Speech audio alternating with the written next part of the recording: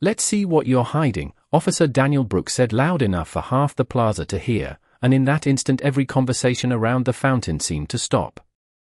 It was just after 5 p.m. in downtown Chicago, the hour when office workers rushed for trains, ride-shares, and the comfort of home, but now dozens of strangers slowed their steps to watch a different kind of rush unfold.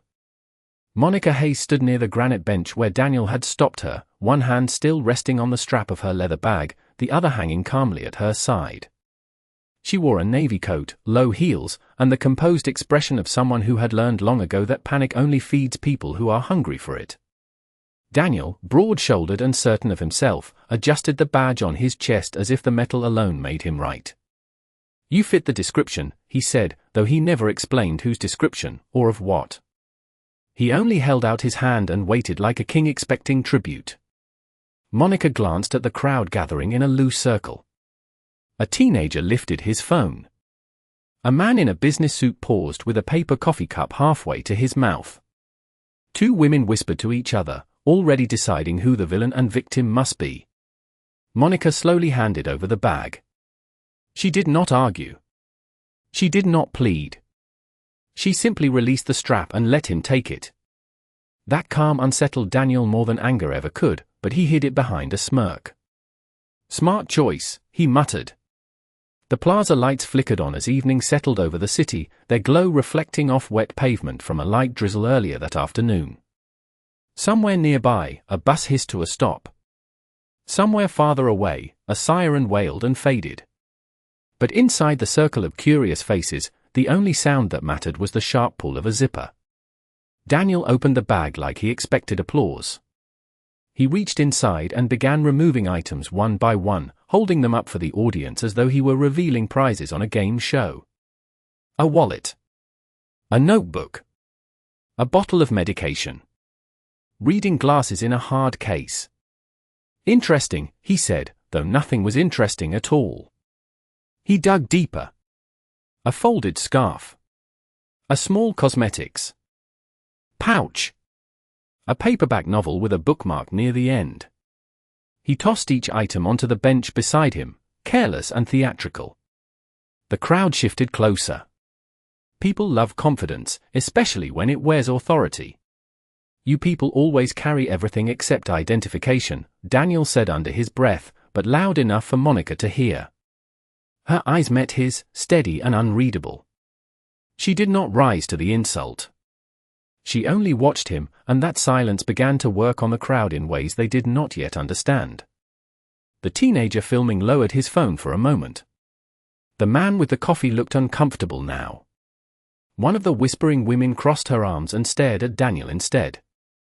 Monica inhaled slowly, as if centering herself against an old familiar storm.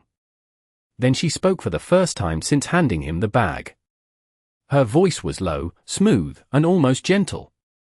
"Be sure to check the inner pocket." Daniel laughed once, short and dismissive. "Oh, I plan to."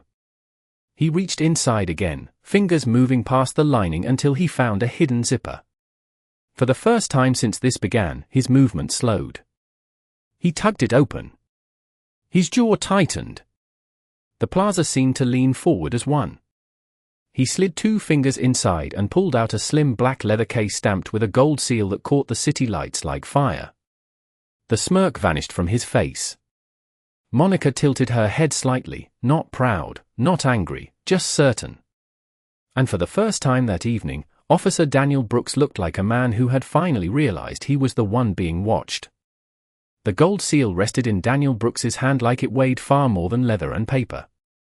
For a second he did not breathe.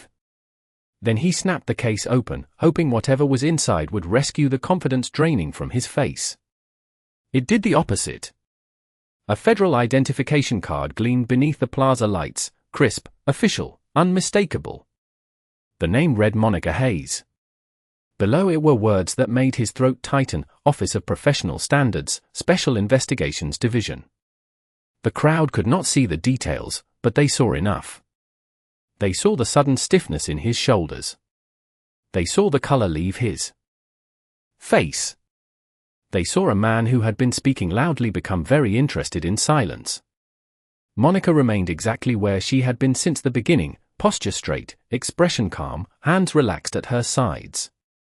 She did not step forward to reclaim the case. She did not need to.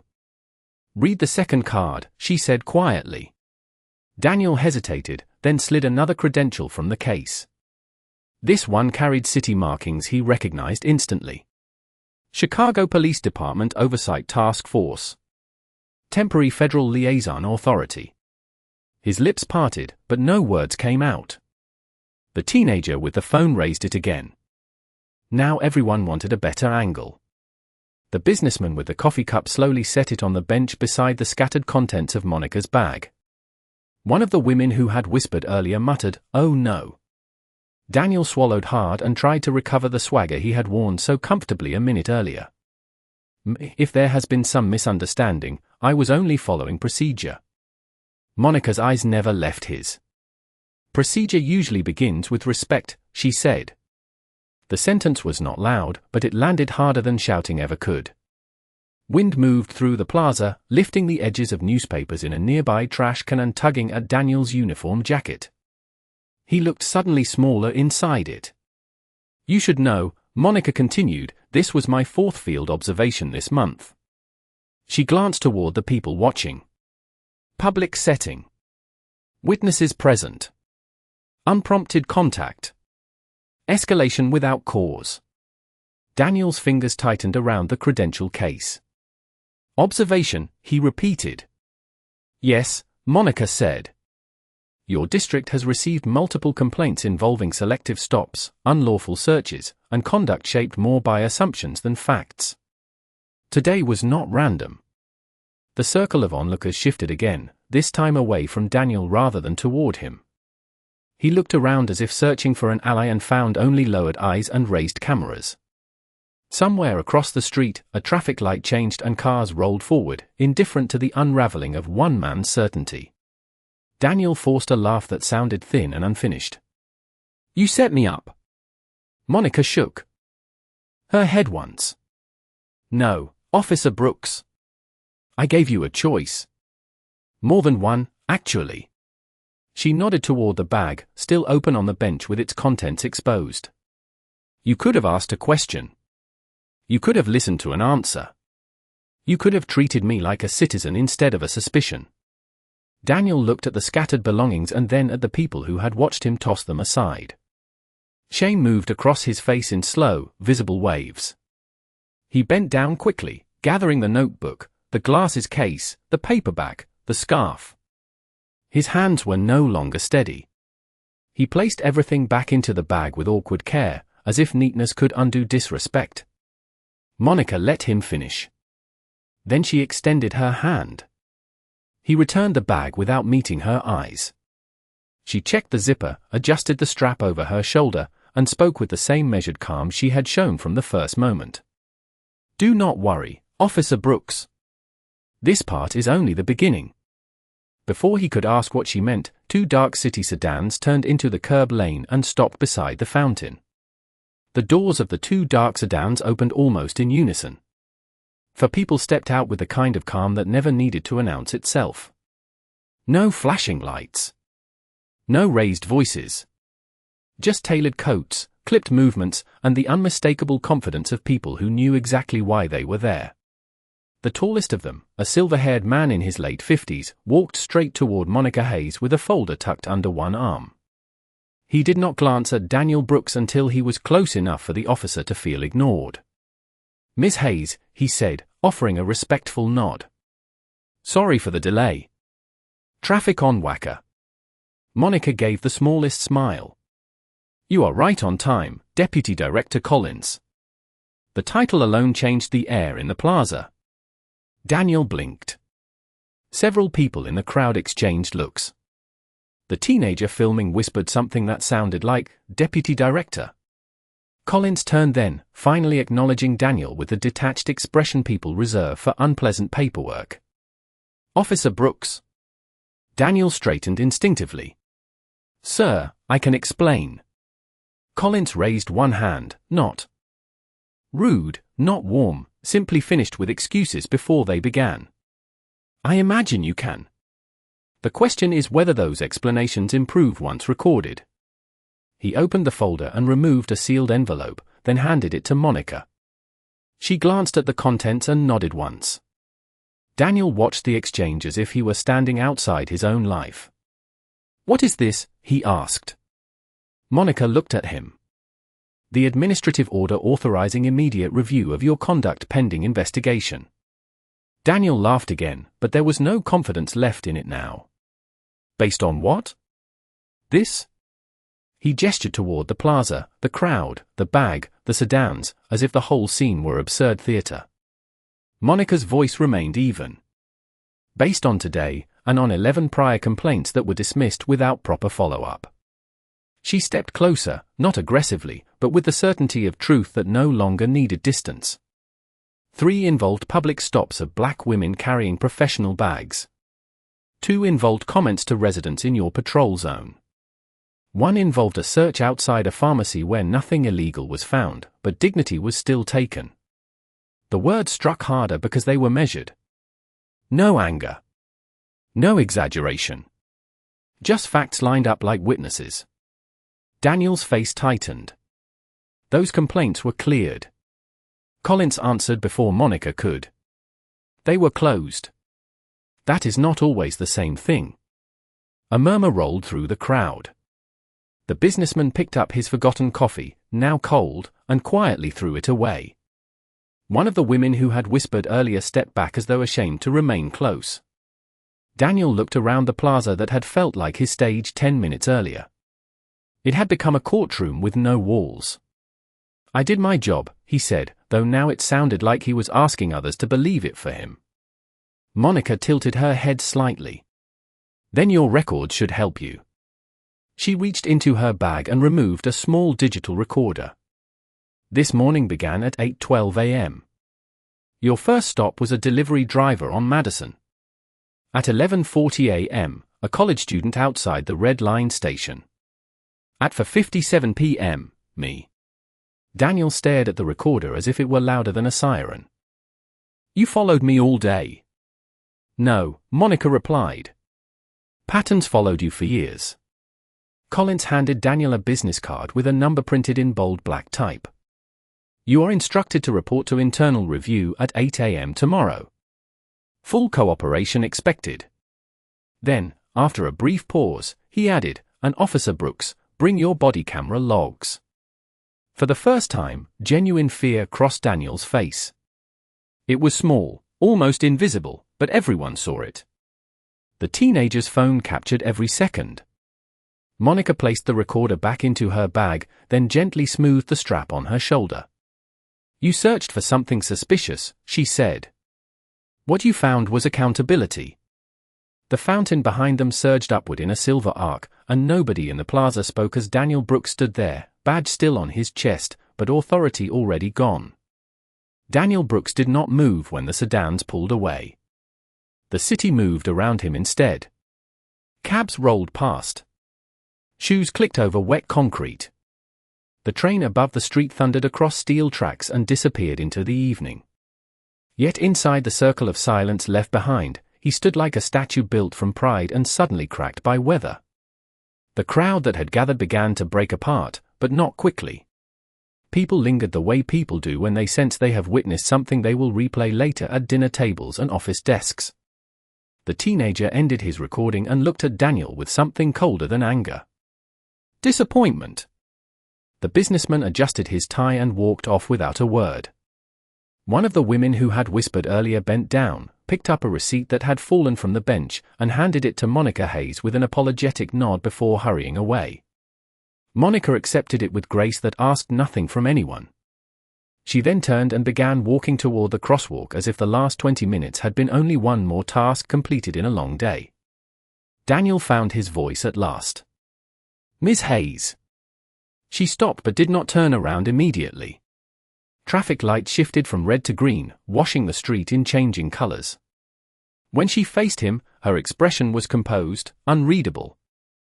Patient only because she chose to be. "You planned this whole thing," he said. It was not accusation now. It was a man trying to understand how the world had stopped obeying him. Monica looked at the plaza, the fountain, the people pretending not to listen. "No," she said softly. "I plan to observe. You planned the rest." The sentence struck him with the precision of truth. Daniel glanced down at his own hands as though they belonged to someone else. "I never touched anyone. I never hurt anyone." Monica studied him for a moment. "There are many ways to harm people, Officer Brooks." She stepped closer, voice still calm. "Sometimes it is embarrassment in public. Sometimes it is suspicion used like a spotlight. Sometimes it is making someone prove they belong while others walk by unquestioned." Daniel wanted to answer, but the words would not line up. He had spent years speaking quickly, decisively, with the confidence of someone rarely challenged. Now every sentence seemed to arrive broken. "I was trying to keep the city safe."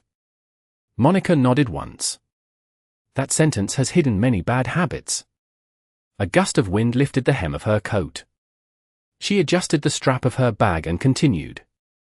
"Safety without fairness becomes fear. And fear spreads faster than crime." Daniel looked at the badge on his chest. The metal that had felt like identity now felt like borrowed weight. "What happens tomorrow?" he asked. It was the first honest question he had asked all day.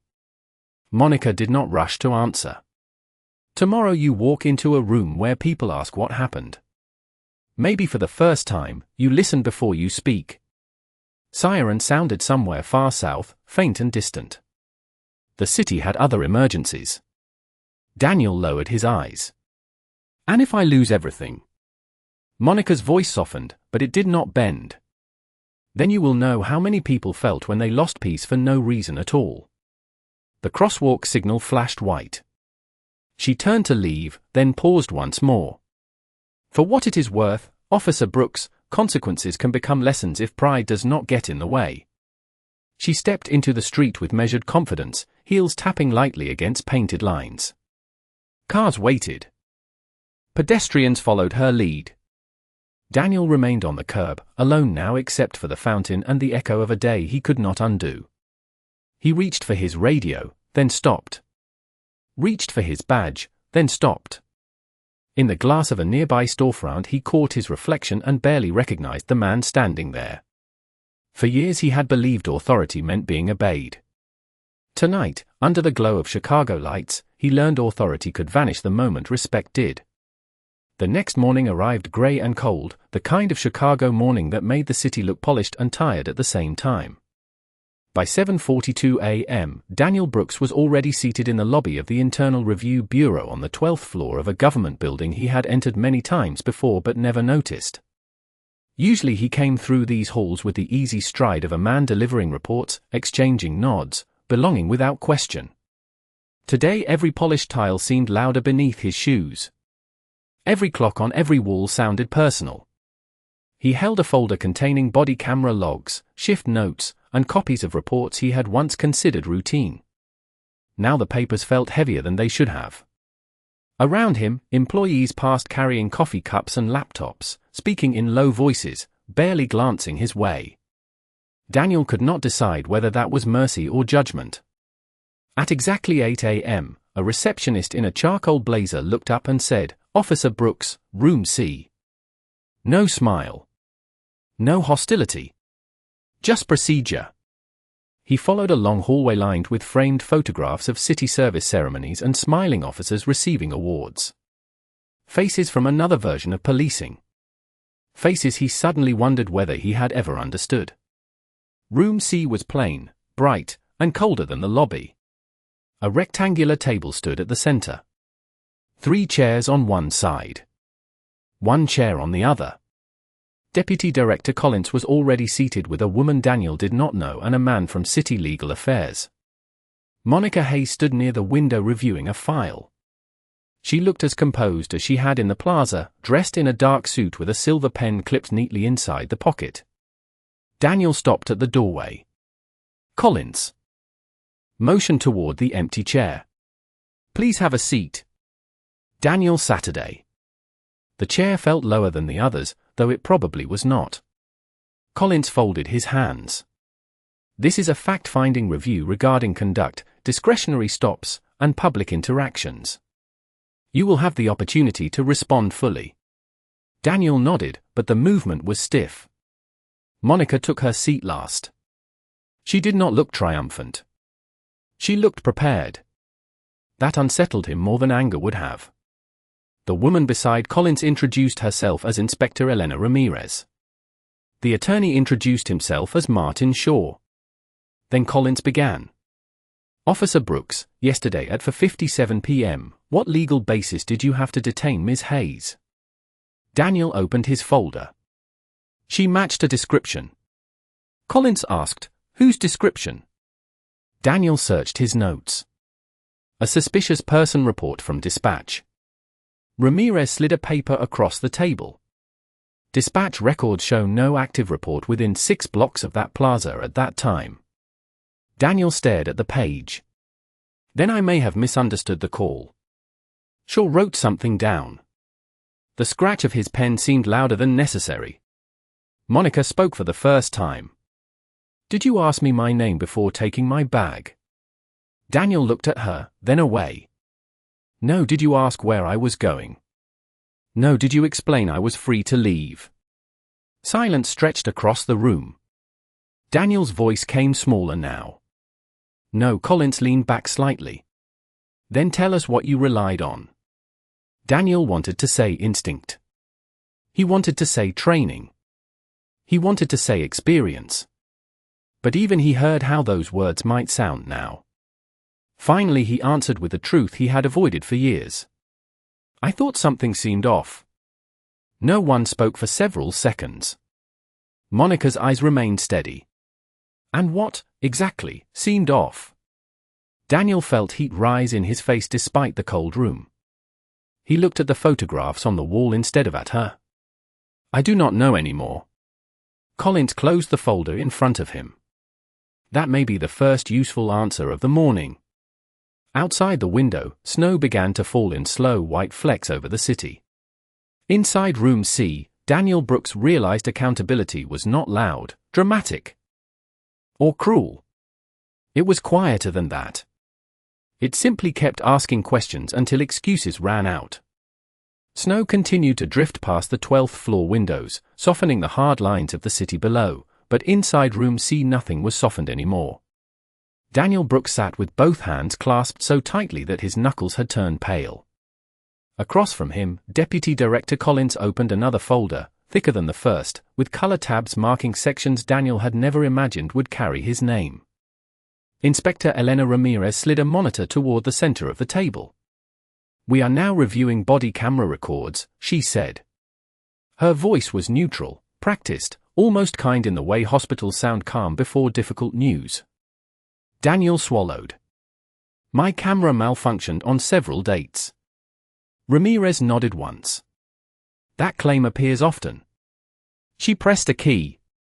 Video footage filled the screen. There was Daniel on a sidewalk outside a pharmacy, speaking sharply to an elderly man searching his pockets for a receipt. Another clip showed him questioning a college student beside a train entrance while commuters streamed around them. Another showed him stopping a delivery driver for an equipment check that became 10 minutes of unnecessary delay. None of the clips showed shouting. None showed dramatic scenes. That was what made them worse. It was ordinary pressure, repeated often enough to become habit. Collins looked at Daniel. Do you notice a pattern? Daniel stared at the monitor. I was proactive. Monica Hayes answered before Collins could. Proactive against whom?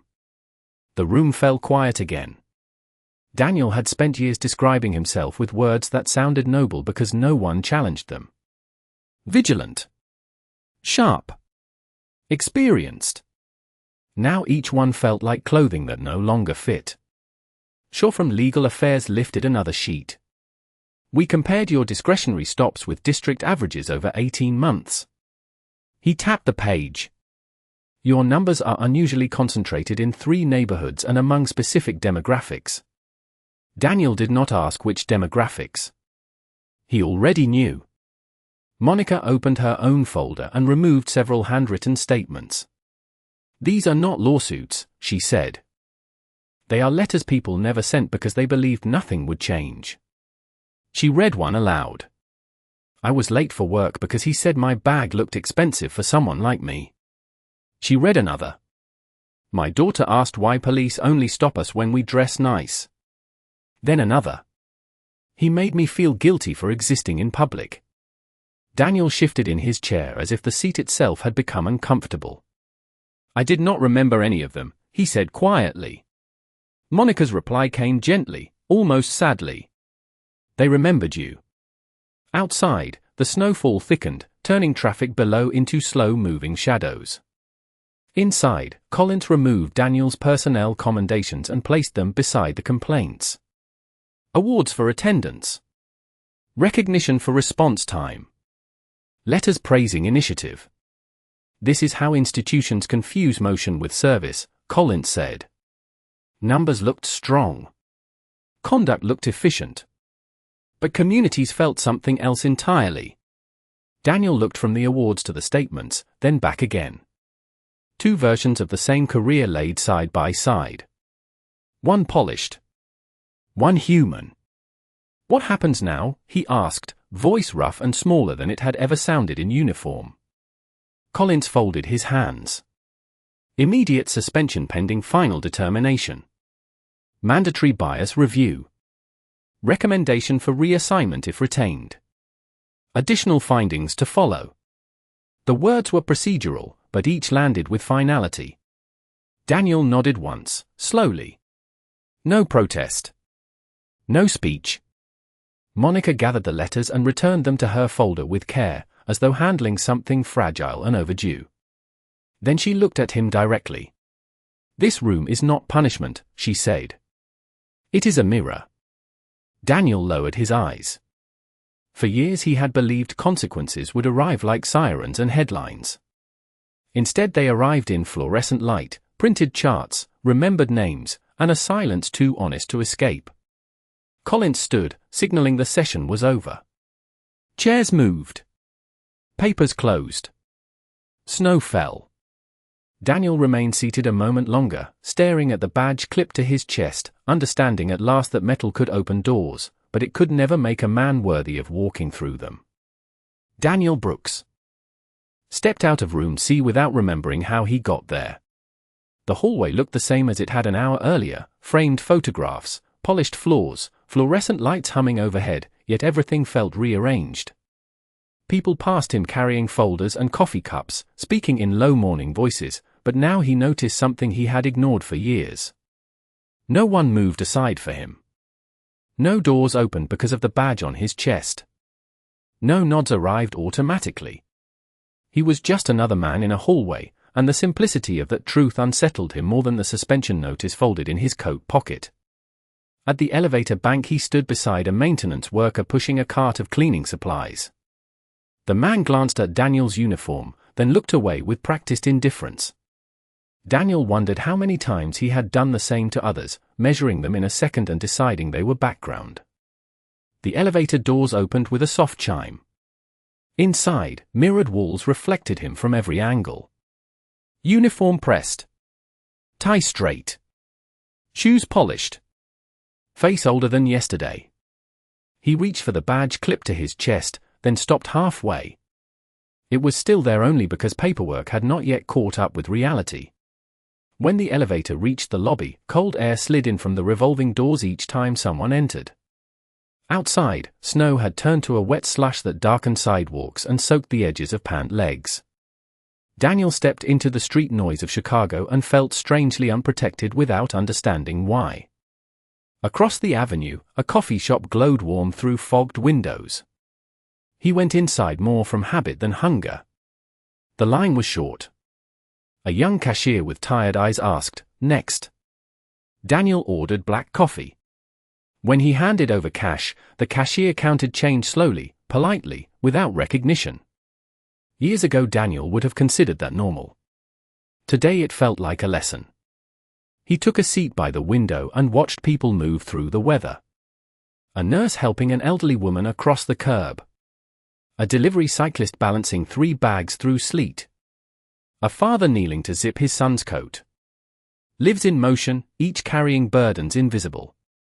From a patrol car. His phone buzzed. The message was from Officer Trent Wallace, his usual partner. Heard what happened. Rough day. Call me. Daniel stared at the screen and set the phone face down. Another message followed from the precinct scheduling desk. Turn in city equipment by 3 p.m. Administrative leave begins immediately. There it was. Formal, efficient, emotionless. The machine knew how to move on. Daniel wrapped both hands around the paper cup, letting the heat settle into his palms. For the first time in years, no radio called his name. No dispatch asked for units. No one needed him to respond. Silence, he realized, could feel like withdrawal when you had mistaken constant authority for purpose. The bell above the shop door rang. Monica Hayes entered, brushing melted snow from her coat sleeve. She noticed him at once and walked to the counter. She ordered tea, then turned and saw the empty chair across from him. "May I?" she asked. Daniel nodded. She sat with calm ease, setting the cup between both hands. Neither spoke for several seconds. Outside, buses groaned through slush and people hurried past the glass. Finally Daniel said, "Did you come here for me?" Monica looked out the window before answering. "No. I come here most Thursdays." Then she added, "But I stayed when I saw you." Daniel let out a breath that almost became a laugh. "I do not know what to say." Monica's expression softened, though not enough to become pity. "Try something new," she said. "Say what is true." He looked down at the coffee he had barely touched. The words took effort, but they came.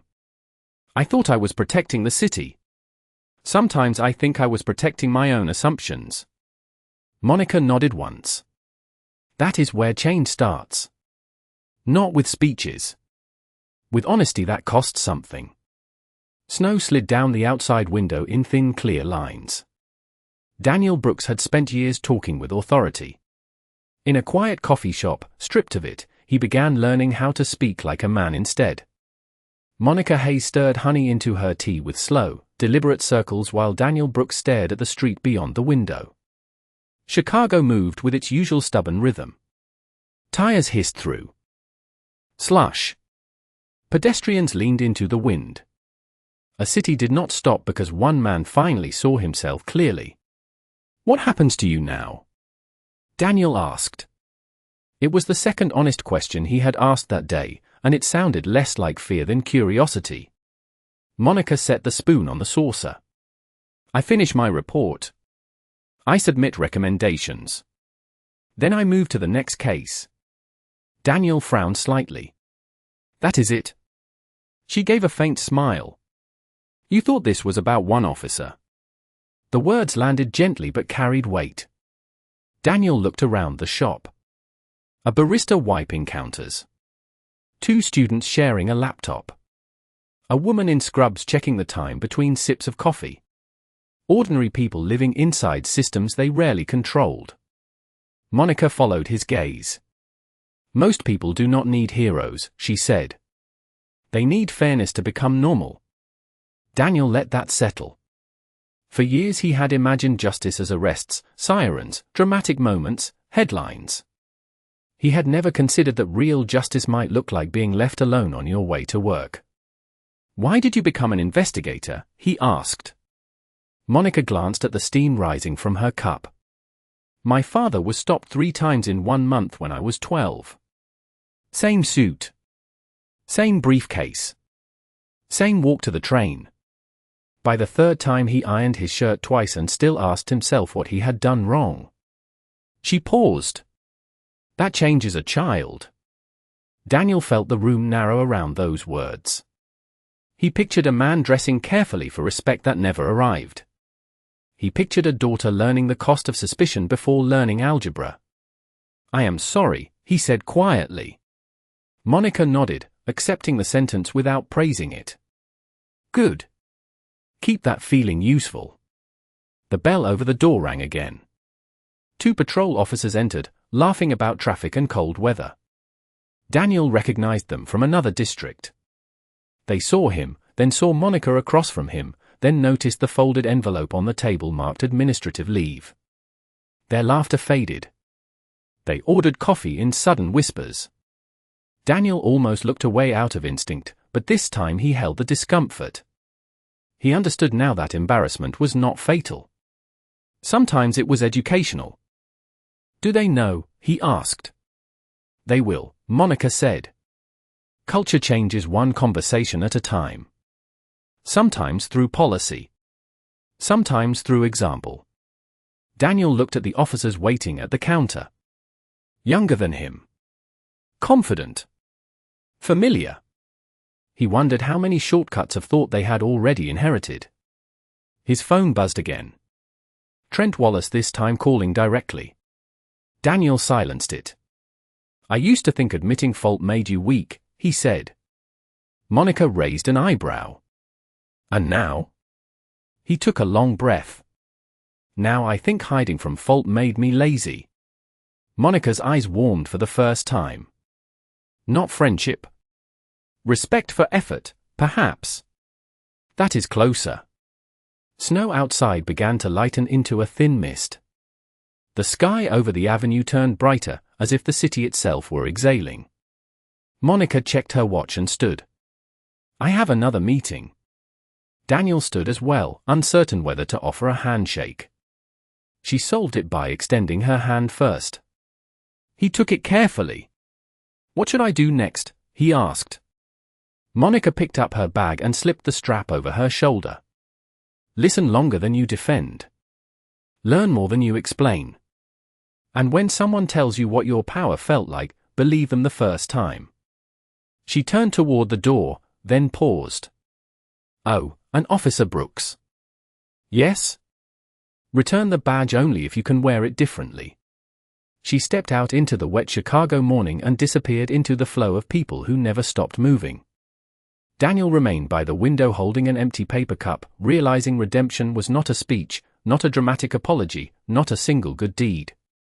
It was smaller than that. Harder than that. It was the daily choice to become someone strangers no longer had to fear. 3 months later, spring rain washed the last traces of winter from Chicago streets. Trees along the Riverwalk had begun to green again, and people moved with lighter steps now that the wind no longer felt like punishment. At 8:10 a.m., the lobby of the South District Community Center filled with residents carrying folders, strollers, backpacks, and questions. A sign near the entrance read Public Listening Session, Neighborhood Safety and Trust. Folding chairs had been arranged in neat rows. Coffee waited on a side table beside donated pastries. No cameras. No spectacle. Just citizens and the city trying, in its imperfect way, to speak honestly. Daniel Brooks stood near the back wall in a plain navy suit, no uniform, no badge, no shortcuts. His reassignment had not returned him to patrol. Instead, after training, review, and conditions he once would have mocked, he had been placed in community response support, where authority came second and listening came first. It was lower profile work. Slower work. Human work. He had almost quit twice. Then he remembered why that urge came so easily whenever control was absent. Monica Hayes entered carrying the same leather bag that had changed the direction of both their lives. Several organizers greeted her warmly. Daniel noticed something important in that. Respect given freely sounds different than obedience required. Monica saw him and offered a small nod. He returned it with gratitude that needed no words. The session began with concerns about street lighting, school crossings, late buses, noise complaints, and a corner store where customers felt harassed by loitering. Nothing dramatic.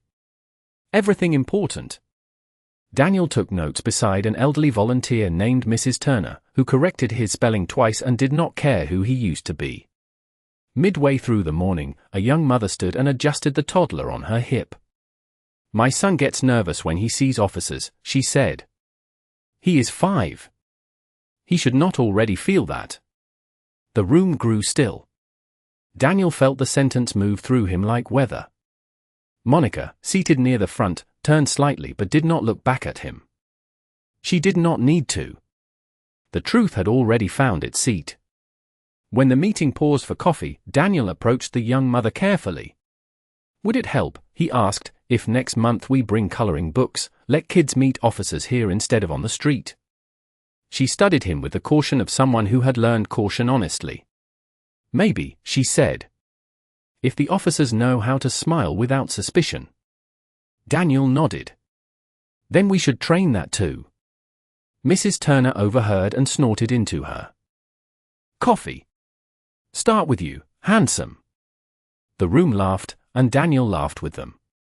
It felt unfamiliar and earned.